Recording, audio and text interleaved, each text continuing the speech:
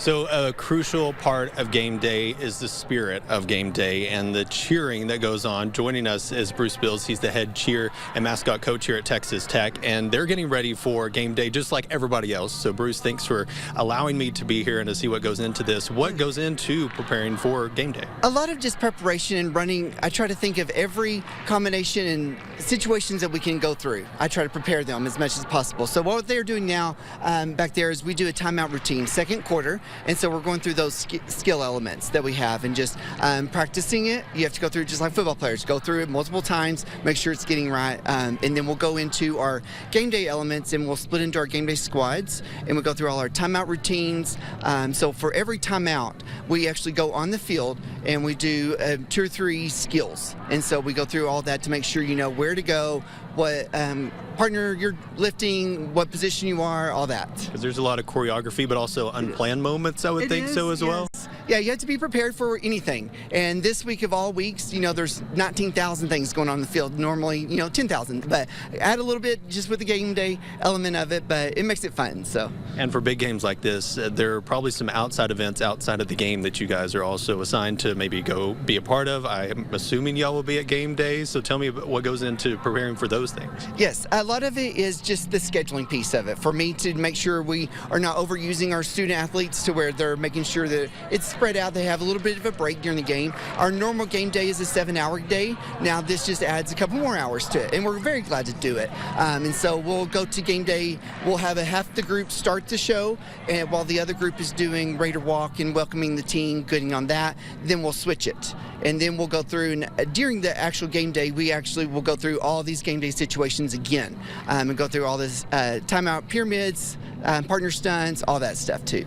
And like I said, you can't have a game without your cheer team. So what do you guys see as your role? What are you looking to provide to the whole experience that people come out to Jones and have? Yeah, a lot of it is just to support that football team or whatever team we're cheering. This week we've had a lot of games, basketball and all that going on too. But yeah, a lot of it is just to engage the crowd, making sure we're supporting the team in the positive manner that we can do. So leading the Raider Powers to defense cheers to just general entertainment also. And that's part of our job during the timeouts. We want to keep the fans engaged in the game. So with our athletics fan engagement department, working with those marketing elements, but then incorporating our skills and showcasing some of our talents. I think one of the big things that's been recent, especially with the addition of the south end zone, is the entrance onto the field. And there's something behind us that is part of that. This huge, you said 15-foot flag. Yes. So what is that like as you're having your team, run in with those flags? And that's, all part of practicing as well. Yes, and so we'll start this back in August. In one of our first practices,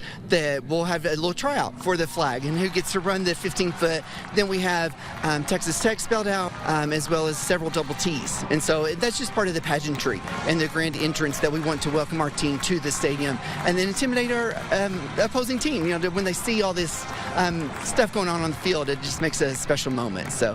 And seeing it up close, I'm intimidated. I want to bring in Matt here because he was the one, I guess, that tried out and he won. So they're going to let me do this. So Matt, I want some advice. What goes into running this huge flag? All right. It's a little nerve-wracking just because of everything that's going on and then having to watch the horse and make sure everything's going smooth. But it's heavy, and if it's a windy day, it's even heavier. But to start, you got to hook it over your shoulder. Okay. You got to get your grip right here, have that right hand low, and you got to lean into it, put your body right into it, and push. And then once you get it up, you just take off and hit the button so the flare goes off, and then just run it and hope the wind doesn't blow too hard. Well, you made it sound easy. This is the only thing that I carry every day at work, so we're going to try this out. The right hand is up, and you want to kind of go straight so the flag is straight. You don't want to run a flag like this because you're not going to be able to read it. So bottom hand by your belly button, and then extend your top arm. To here. So as you pick it up, bam, and then you're running, you have to kind of lean forward a little bit with this flag. Right. But then just make sure your the pole is vertical, so the flag is displayed correctly. Okay. Yeah. You got it. Come on, Case.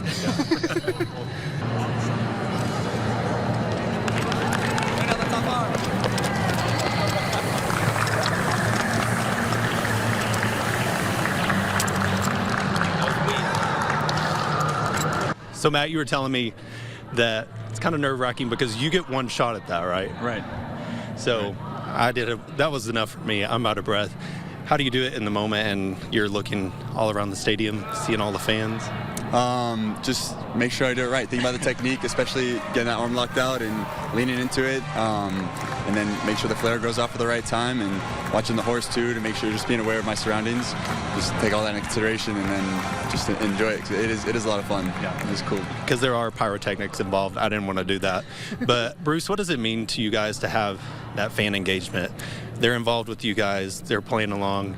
They're cheering along with y'all. A lot of it is just being part of something, greater than ourselves. And so we have 65,000 people in the stadium. And so, just to kind of help congregate and making sure we're all on the same page to support the football team, that makes it special for us. And just to hear the roar of the Raider Powers or the defense cheers or winning touchdowns and see all the fireworks go off and stuff like that, to where we know that we're hopefully prepared to do our job just to add to the game day element.